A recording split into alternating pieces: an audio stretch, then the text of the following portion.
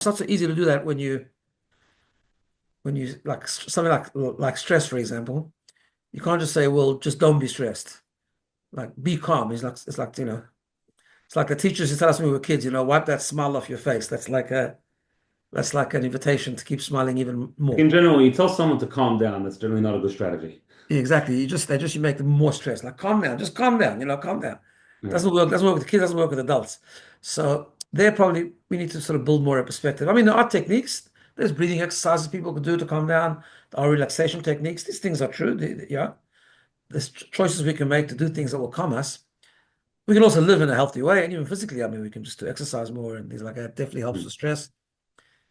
You are listening to the JP Show. Where we discuss the issues you care about from a Jewish perspective.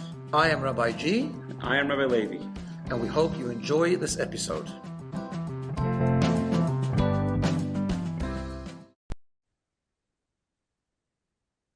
Welcome, everyone, back to another episode of the JP Show. I'm here with Rabbi Levi. I'm Rabbi G. Before we start, if you are listening on YouTube, give us a review or subscribe if you're listening on other platforms, and enjoy the discussion. So I'm here with Rabbi Levi. Rabbi Levi, lately you used to give me a bit of heads up on the topic. It will be more spontaneous. You want to make it more spontaneous, I know. So I asked you this week. You give These me, days, I'm not sure how up to date you are with all the current apps and trends and things. There's something called, I think I have this right. It's called Be Real. be So real. basically, yeah, it's in response to Instagram, everyone makes their life look perfect. There's another app now called Be Real that basically, in order to be on it, they tell you when to take a picture. And you have like a certain amount of time to take a picture. And I'm not sure exactly how it works. I'm not on it, but I've heard about it. And basically, it forces you to take a picture of if your house is messy, you got to take a picture. So Ah, I want to be real, just not not too much planning and behind the scenes, just okay, that's interesting. I know that's not the topic of today, but actually that could make a good JP discussion about what does be I real could mean. actually. Actually, what is real? That's That's right. okay. We'll leave that for another time. Bina's not on Be Real yet. I don't know. Maybe we should look into it. Yeah, no, we're not. Still got a few things we need to be on. That's right. We'll get there. I mean, if it's beneficial. All right. Um, So on that note, yep. talking about being real. So I want to talk about stress. Stress. Okay, Um, you look a little bit stressed. We're not going to get into why, but there's always something happening. There's always things to be stressed about. that's correct. Thank God everyone's healthy and well, and there's no major catastrophes. But life brings with it its challenges, and everyone gets stressed once in a while. So I wanted to talk about it. What do we do about it? How do we deal with it? So I wanted to start off actually from a religious perspective.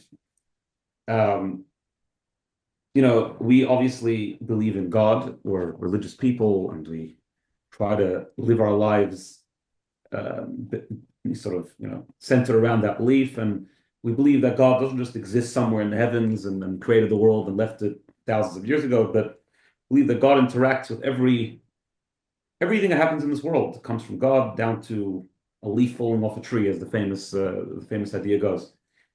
So we believe that, if someone would ask me if I believe that, the answer is absolutely yes. For some reason, there's a disconnect between that and then when things go wrong in my life. I'm just talking for myself. I don't know about you. Maybe you live with complete tranquility and calmness and always. Unbelievable. Yeah. But for us, sort of regular human beings, so how does that work? Like we believe one thing, but we live a different way. Like, does that mean the belief is not real? Does that mean how do you sort of deal with that contradiction? That's a great question. First of all, I welcome the discussion because you're right. I was a bit stressed last few days. Um, and there is a disconnect. We'll talk about why in a second. But I think one of the ways to remedy that, and I always welcome the discussion on these topics because it gives the more we talk about it, the more hopefully we can apply it. Mm, So it's good to talk about it, even though it's easier to talk about it and to apply it. Now, well, the reason for that is a couple of things. First of all, we have inner struggle. We have, as we know, Hasidic philosophy tells us that we have two souls. One's called the godly soul, one's called the animal soul. Animal soul at its default birth position is not very godly.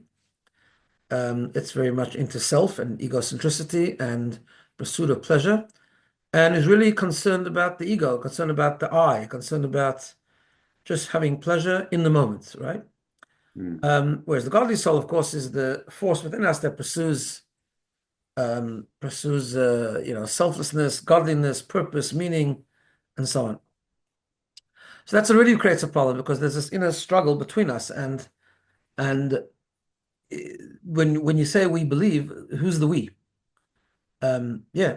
So there's two forces. Of course, it's very easy for me to say in my mind, I believe, I believe everything's for a purpose and everything. We'll talk about this in a moment. Everything is by divine providence. Everything is what we call Hashgacha Pratit, as you said. Everything is from God, even the minutest detail of existence. But I'm not sure my animal soul is too interested in that, uh, and resists that. And animal soul wants things to move smoothly now, and be tranquil and peaceful and pleasurable right now, and therefore get stressed. Now, to take that a step further, which I think is an important concept, that before we get to the actual strategies about stress, but when we say the godly soul and the animal soul, Chassidut teaches us that the godly soul is primarily a perspective. It's primarily driven by, it has emotions, but it's driven and guided by intellectual perspectives in terms of Mm. understanding God and belief in God and the ability to understand the mechanism of how God created the world and the soul and the whole thing, right? Whereas animal soul is like an animal, it's very impulsive, it's very emotional, right? And here comes the problem. This is a famous imagery that Hasidic philosophy gives, where we think something in our brain. It's like basically it's the cognitive dissonance concept, but in a Jewish way, it's even deeper than that because we think something in our head and we actually really believe that. Then it's got to travel down. We say the brain is the intellect's in our brain and the emotions in our heart, right? It's got to translate and it's got to travel down and transition into emotion. It's got to be something we feel. We all know that intellect, by its default sort of quality, you're able to lecture on something you don't believe. Like, they say about the professor that give a very, very good lecture on the dangers of smoking, and then they found him smoking later, right? Right. Yeah, because, it's a detached thing. You can talk about something intellectually in a very detached way. You have to feel it. You have to become part of you. It becomes part of you. Right? So they talk about the imagery about what we call the Meitzar HaGorem, which is the narrowness of the throat, that from the head to the heart, sometimes it gets stuck in the traffic jam of the throat. It never makes it to the heart. So the idea, yeah, we learn the concepts, and that's certainly step one. We should learn about it and we should believe in it and so on. But it's got to translate into the way we live, and that's hard. We, talking about be real, which one is more real? Meaning, we say we have these two things in us. Like, am I more faking the belief, or am I more faking the not translating the belief, or they're both equally as real? Like, who's the real me here? Yeah, that's such a fascinating question. So the author of the Tanya says the following, right?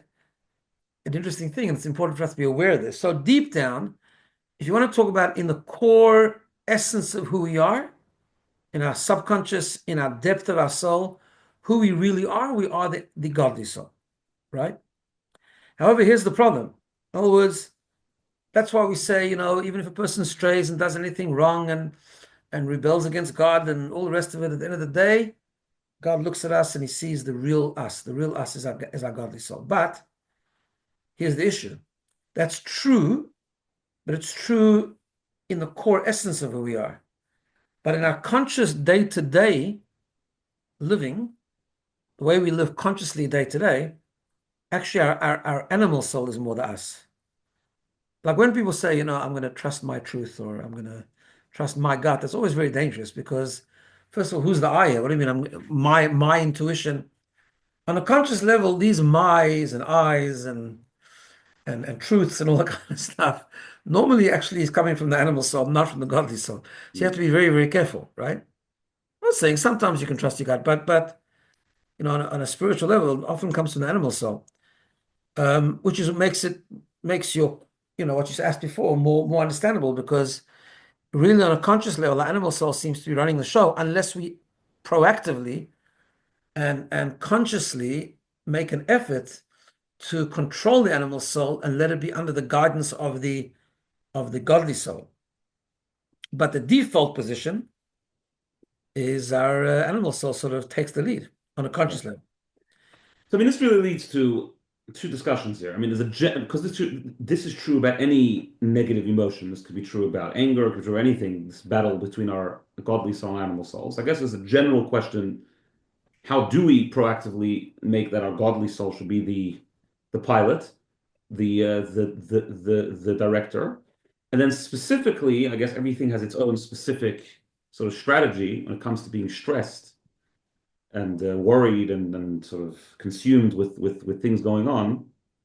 What's the strategy here? So the general strategy, I mean, I think is twofold.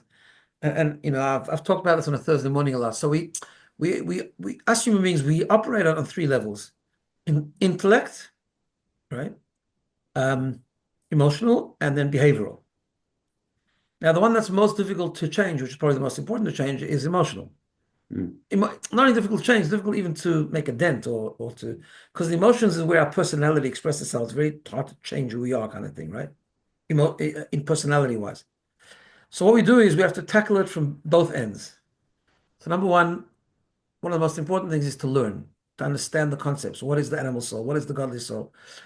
How do we, you know, the importance of following values and godly values, the importance of, and the whole thing, I mean, there's volumes and volumes around this stuff. That's about learning, and also about specific things, learning about why stress isn't good, learning why anger isn't good, learning why jealousy isn't good, developing a perspective, and then connecting to it and learning it again and again and again until it starts to have an impact on the way we behave, the way we feel, and so on.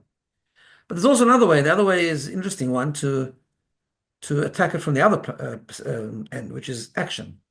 mm, For example, people talk about, let's say there's a call to act to help someone, or let's give a simple thing, right? So, there's someone in need, you have a bit of time, you should be helping them, you have the ability to do that, etc., etc. But your animal soul is not terribly interested, and emotionally, you're not in the mood. You're just not there. You're not excited about it at all, right? So yeah, you can also develop a perspective, but sometimes you can also do the opposite way around. You can know deep down that it's the right thing to do, and just do it. Just do it, even though you're not in the mood. Do it even though you're not inspired. Do it even though it doesn't talk to you, doesn't resonate with you, nothing. Just do it because it's important. Why? Because we say that from the both ends, it affects the emotion, and there's a famous saying that the heart follows sometimes the way we act, mm. right? So therefore, like if you walk into a wedding, you're just not in the mood of being happy, you're not in the mood of dancing, but you join the dance floor, probably it'll have an effect on the way you feel. You come away much happier. Now that's true with action. It's not so it's not so hard, it's not so easy to do that when you like something like stress, for example. You can't just say, well, just don't be stressed. Like be calm. It's like the teachers used to tell us when we were kids, wipe that smile off your face. That's like an invitation to keep smiling even more. In general, when you tell someone to calm down, that's generally not a good strategy. Yeah, exactly. You make them more stressed. Like calm down, just calm down, calm down. Right. Doesn't work with kids, doesn't work with adults. So we need to sort of build more a perspective. I mean, there are techniques, there's breathing exercises people can do to calm down, there are relaxation techniques. These things are true. Yeah. There's choices we can make to do things that will calm us. We can also live in a healthy way, and even physically, I mean, we can just do exercise more and things like that. Definitely helps Mm. with stress. Watch what we eat, all this kind of stuff. But also, I think when it comes to stress, it's a very much a perspective issue. We do need to build a perspective. So what is that perspective? So I mean, I think probably it's a long thing, but I think if we had to boil it down, I want to sort of just pick up on what you said in the beginning and add something to it, right? So first of all, I think it is about knowing that everything is hashgacha pratit. Everything is by divine providence. Nothing happens. Nothing. No person can harm us. No person can change us. Everything that happens to us, ultimately for happening to us, is orchestrated by God, right? That's number one. Now, I don't want to go into the whole deep philosophical idea. Of course, there's area of free choice. Basically, we say that areas of free choice is the choices we make in terms of moral choices. So, in other words, we can't control if we get lost, but we can control how we're going to react to it. in terms of doing it the right way or the wrong way, that's a choice. Now, sometimes things happen to us that are results of other people's choices. That's a very big theological discussion. The bottom line, practically, we need to view everything that happens to us as it was meant to happen. Doesn't mean I understand it, doesn't mean I want it, but it was meant to happen. That's part one. But I think we have to couple that with something else, and that is that life is for purpose, right? This is what the godly soul means. Why life is for meaning, purpose, serving God, being a better person, making the world a better place, doing mitzvot, and so on, right? So therefore, we have to take the divine providence thing a little bit further. We have to say like this: everything that happens to me is by God, is orchestrated by God, and plus it's for a purpose. Yeah. Because nothing can be experienced in life if it has no purpose. Because we are here in this world for a purpose, right? So if I said this actually last week in my Thursday morning, so apologies to those that heard it, and a bit of revision is always good tackling these topics. So if I bought a plane and I was supposed to land in Sydney and it got diverted because of bad weather and I landed in Brisbane, right? First of all, it was meant to be. That's and that's a hard one, but because obviously all of us we get really frustrated. We've been on a long flight to New York. From New York, you want to just get home, want to be in our own bed, want to take a good hot shower, and then suddenly we land in Brisbane and we don't even know who to stay with or where we're going to stay or right. So we get frustrated. That's just an example of something that can stress us out right away, right? But if you really believe that, one second, if I landed in Brisbane, I'm meant to. So calm down. First of all, it's from God. God runs the show. Not only that, actually, there's a purpose to it. So my response has to be not getting stressed. My response has to be, okay, what purposeful or meaningful thing can I do now in Brisbane? Right? Yeah. You see, I think part of that also is, if I can just extend it a bit, part of it is sometimes even when we live very meaningful lives, right? And we want to serve God every day, and we do the mitzvot, and we good people, and we help people, we still fall into the trap of that our meaning and purpose is what we thought it's supposed to be and what we planned for that day. But maybe God has a different mission for us, right? So maybe, I was going to give a big shir in Sydney and it was going to be amazing and I'm sure God was going to be really happy and people are going to learn Torah and it's going to be fantastic. Well, apparently not. Apparently he wanted me to land in Brisbane. I'm just giving that example, right? So I just have to accept that. Everything's by divine providence and everything's for a purpose. So maybe it's to help someone in Brisbane. I don't know. Maybe it's to give a shir in Brisbane. Maybe it's me just to do a mitzvah in Brisbane. Whatever the purpose is, that's not our business, although we need to try and do something purposeful and meaningful. But so I mean that's two very liberating thoughts. If you put them together, divine providence and purpose, then really we should never be worried. We should never be stressed. Right. Now it does come, I think, with some, we have to set ourselves up for success because implementing in perspective also means we need to be calm, probably need to check if we're sleeping enough, if we're eating enough, if we all that kind of stuff. That's true, but that's just the support. Mm. So I think also, I mean, this is just more of a detail on all of this. People are definitely more stressed now than ever before. I mean, it is not, I think that's, I mean, and which is interesting because you would think that we wouldn't be like, we have so much more comforts and I mean, just a Mishnah came to mind now from Pirkei Avot that says, Mar b'nechasim, mar b'daiga, which means the more things a person has, the more worry they have. Which you would think it shouldn't be like that. The more things I have, that means the more comforts I have. But it's actually not like that. It's interesting. Like the more prosperous we become, and the more easy life gets. Like we don't have to hand wash our laundry anymore. That takes 3 hours. Like we put it into a machine, right? I mean, that's just and even it's obviously much more than that. You don't have to even go shopping anymore. It's all online, right? But nevertheless, it seems to be we're more worried, more stressed. yeah, it's a good point. But I mean, I think also we know that affluence has done. We all like it, and it's a good thing, and we definitely live in an affluent society. But it's also done a few other things. Um, it's definitely taken away meaning. There's a move away from meaning in Mm, affluent societies, which means our life becomes more superficial, which also then brings other sources of stress because we define ourselves differently. We start mm, defining ourselves by success, by appearances, what other people think of us, by being out there and the most successful, and that's very, very stressful. If like we get stressed because someone, like you said, get real, people are very, very stressed. It's a great concept. I don't know exactly the app if it's good or not, but it's a great concept. Like, no, you don't have to define yourself by what other people think, and therefore add more layers of superficiality as you go along and Photoshop all pictures of yourself and or other people, etc., If you think etc. about it, even it's true, even with like things like weddings it used to be in the shtetl, a wedding was you cook a pot and you have some chicken soup and you make a wedding. Yeah, the And families got nowadays, together, they cooked up a few things, they had a that's wedding, right. it was It's very, like, okay, obviously a wedding has to be nice and it's a mitzvah and it's a very important thing, but I think we've made ourselves a certain standard that just creates incredible amount of stress. yeah, when you observe that, what happens is everyone sort of wants to outdo the other, and then like Yeah. this one comes up with a novel idea, and then every year or two there's some other destination that everyone's running to, and you know that's a different discussion maybe, Right.